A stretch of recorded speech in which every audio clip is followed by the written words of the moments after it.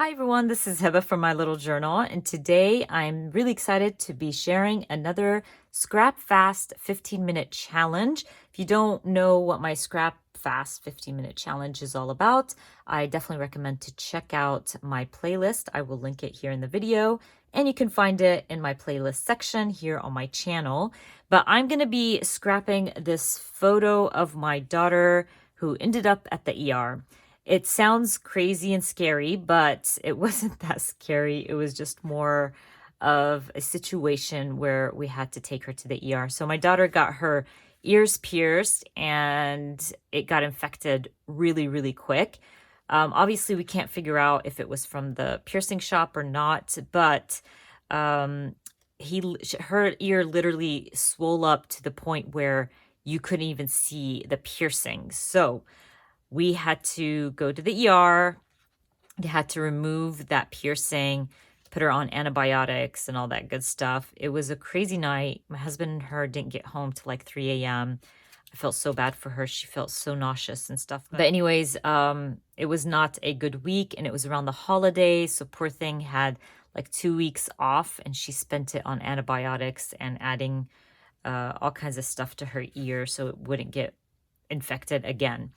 I journaled about that. I used a Kelly Perky card, and I found this card here that's been in my stash forever, and I thought this would probably work. I'm going to try to figure out how to add it to my spread, but I really, really want to use this. I also grabbed this kit from Kelly Perky. It's some traveler's notebook paper with labels and stickers, alpha stickers, and this adorable stamp set. This is the sick day kit from Kelly Perky, and it's all about being sick. I think this is perfect to document this moment. So I'm going to try to use as much as I can from the stamp set. I love the stamp set, and I really, really want to use it. So what I was thinking is going through my traveler's notebook right here, my Studio Calico Traveler's Notebook. This is the story happened in December, and I was thinking to find a pattern that I can cover up, because if I were to use like my photo on the white space and then use the pattern, I wouldn't be able to use my stamp as much as I want to. And I was hoping to create a background for myself. So I'm going to try to find something that I want to cover up. I love this one too much, so I'm not going to cover up that one. I will probably look for something that I'm not excited about. I like that one, so we're keeping that. Let's see. Got a couple here.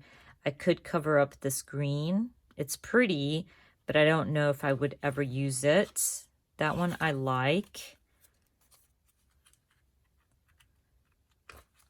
That one I like as well.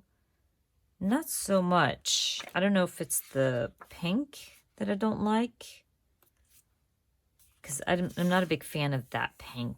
It's not like a blush pink. I don't know what they call it, but I'm not a fan. So maybe I should go with this one and cover up that pattern, and then use this side to probably create a background. I don't know, because I think a background with my journaling would look really, really cool. So I might do that. I'm going to go with this one. So I want to cover this part of my spread and then create a pattern on the opposite side. So let's start the timer. I'm going to grab my timer, start it, and create a spread in 15 minutes. Okay, you guys, let's start the timer. I am going to start by sticking down my photo. I knew I wanted to cover up that pattern, so I'm just going to go for it. I've been asked a lot where I get my 4x8 photos done. I do use persnickety prints. If you want some great quality photos, I definitely recommend them. But I want to use the stamp set to create a background. I love using my stamp sets to do this. And that stamp had like this huge like medicine bottle. So I thought, you know what, I'm going to stamp that medicine bottle in like zigzaggy way to create a background. And what I mean in a zigzaggy way is I'm going to create like columns, but they are not in a line. And this is going to really help with not overthinking things and not perfecting the background. I don't think a background has to be perfect. It should look hand done and handmade. And if you were looking for perfection, just grab a piece of pattern paper and add it to your traveler's notebook.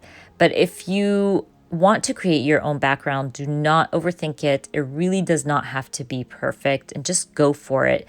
And just by creating these types of columns that they're kind of zigzaggy, you it's okay if you don't perfect it, if that makes sense. But if you were stamping it in a straight line, then you would kind of have to overthink it and make sure that they're all stamped on that line. So that's why I recommend to kind of stamp your background in this kind of manner. Now, also stamping the bottles in a zigzaggy way, it helps add some white space. So the bottles are not just like in a line next to each other and you're filling out the whole page. You have some empty spots there that gives you that white space, and that helps mute down the background a little bit, and it doesn't look as busy, even though the background is going to turn out busy. But those little empty spots there really helps mute down the busyness of the background. I also wanted to talk about my black ink. I recommend this all the time.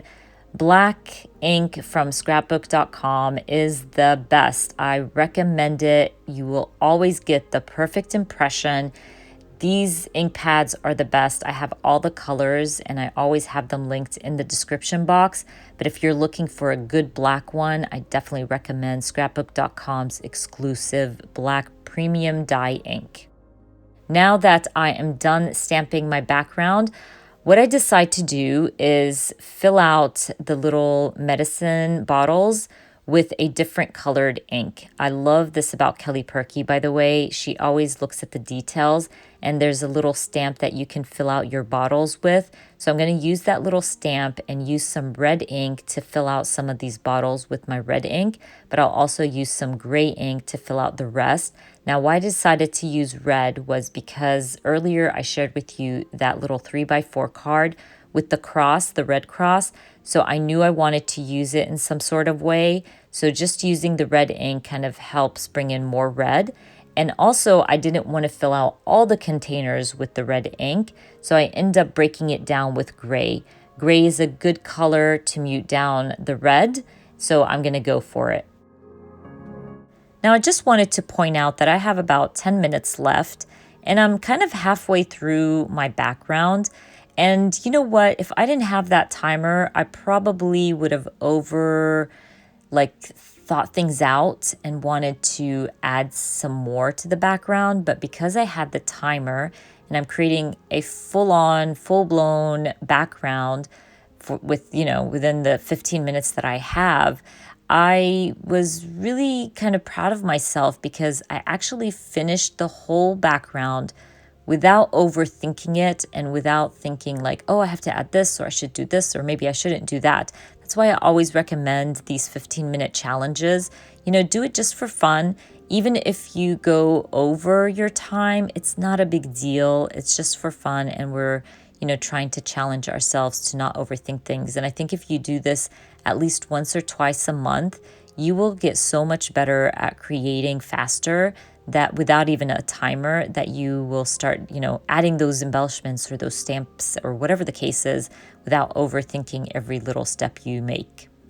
Now I went ahead and added the gray. I broke it down a little bit. Now I'm finishing off my bottles with my red ink. I'm really loving this, you guys. This stamp set is adorable and it's just perfect for sick days.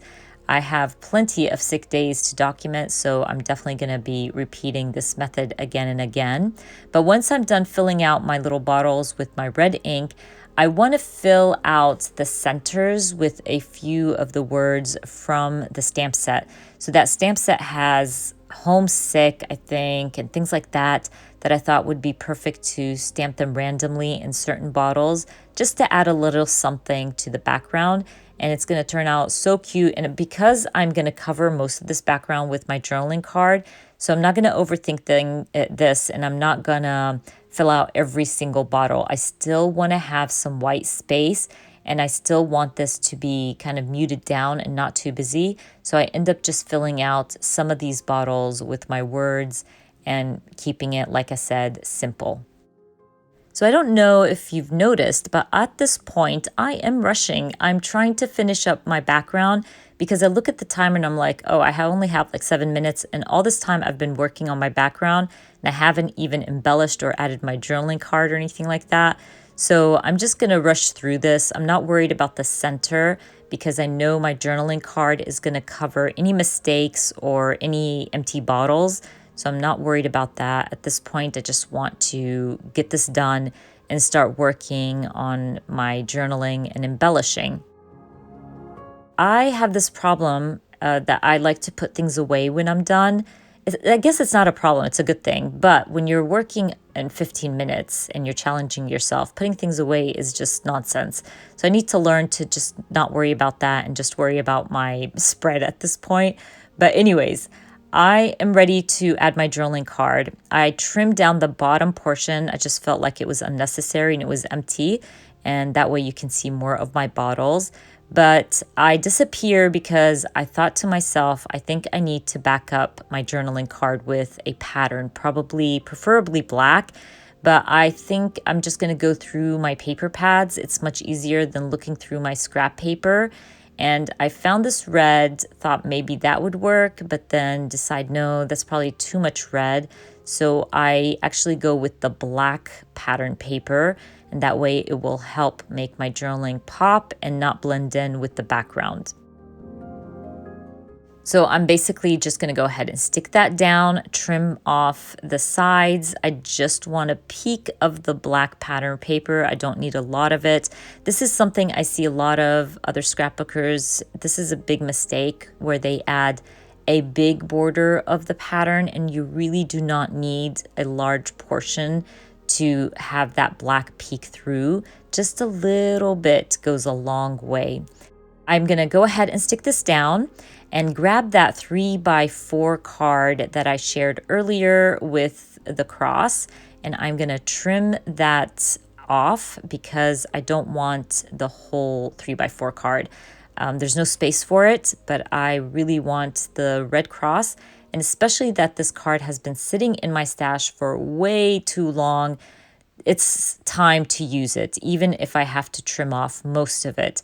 But the good thing is when I end up adding the cross to my spread, I thought, you know what, those extra like brownish or it's kind of crafty looking paper would help mute down the background a little bit and make my journaling card pop. This is where I decide like, wait, hold on. This would actually work kind of layering my journaling card, and it worked really well. I like how it looks. So I'm going to use those scraps of paper, not going to throw it away, and I'm going to end up adding it to the bottom portion or the bottom corner of my journaling card and the top corner kind of right behind that little plus sign or that cross. I have about 3 minutes left. I still didn't embellish, but I know I'm not going to be adding a lot of embellishments because my background is really busy. So I just am proud of myself for using those scraps and not throwing them away. It really, really helped mute down the background and added some layering to my journaling card. But once I'm done with that, I'm going to tidy up real quick and grab my drawer of puffy stickers. I love using puffy stickers on my traveler's notebooks layouts because honestly, it adds a lot of texture without adding much, and you don't have to overthink it, especially if you have like, you know, basic shapes like hearts and triangles and things like that and stars. They just work with anything you are documenting. So I end up just adding a couple of puffy stickers to the corners of my journaling card. And I'm thinking to myself, you know, I still wanted to stamp out the best day ever, and then it had like definitely not. I really wanted to use that stamp set and I totally forgot about it. So what I decided to do is still go for it. I go grab the stamp set. I grab I think a white cardstock, a white piece of cardstock if I'm not mistaken. But I'm looking at this point, I have like a minute or so left. And oh no, actually this is what happened. I thought I would stamp it in a label. This is where I wasted my time. I would have definitely been done if I stamped it on white cardstock, but I thought maybe I should stamp it in a red label. So I waste time looking for a red label. And then when I find one, which is hilarious because I have so many labels, but when I find one, the stamp does not fit in the label. So I wasted this time looking for a red label, and then it ended up not working. So I end up stamping it on white cardstock like I should have in the get-go. But it's okay. You live and learn. This is where I find out like this stamp is not going to fit in this label. And I ditch the whole idea, grab some white cardstock, stamp the best day ever, definitely not, on white cardstock, and the timer goes off. So I end up not being able to add this on my photo in time. But again, it's okay. This is a challenge. There's no rules. Do whatever you want.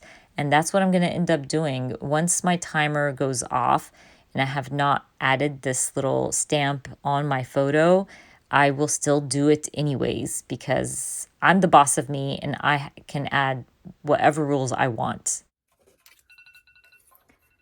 Okay, time's up. So I ended up not finishing. When I stamped, or I wanted to stamp this, the best day ever, on this label that I grabbed, and of course it took me forever to find a red label, but I noticed it does not fit, and I hate it when it's like off. So I decided not to stamp it on the label. So I wasted time trying to find a label, but all I wanted to do was kind of add this somewhere, maybe around here, and just call it done. So I'm gonna go ahead and do that and then call my layout done. I was kind of rushing in the end, but it's okay. I still think this looks really cool. I love the background. I love that I was able to use that card that's been sitting in my stash forever. No joke. It's been at least 3 years or 4. I also was not expecting that I wanted to back up that card. So I had to go looking for black or red. And I'm happy that I chose the black because it helps it pop off the background. I was able to stamp out a full-on background and I didn't overthink it. Some of the stamping was not perfect. Obviously, you can see here and on the sides, but what's the big deal? It's not a big deal. This is why I always recommend and tell you to challenge yourself, put that timer on and just create. Don't overthink it. It's literally a background. That's the beauty of stamping out your own background. It's not supposed to look perfect. And it's simple. I love it. I really, really enjoyed creating this. I love that stamp set so much. And I can't wait to use it again to document, sick days and things like that. But that's about it, you guys. I hope you enjoyed watching this video. And if you did, please give me a thumbs up. And if you are new to my channel, please consider subscribing.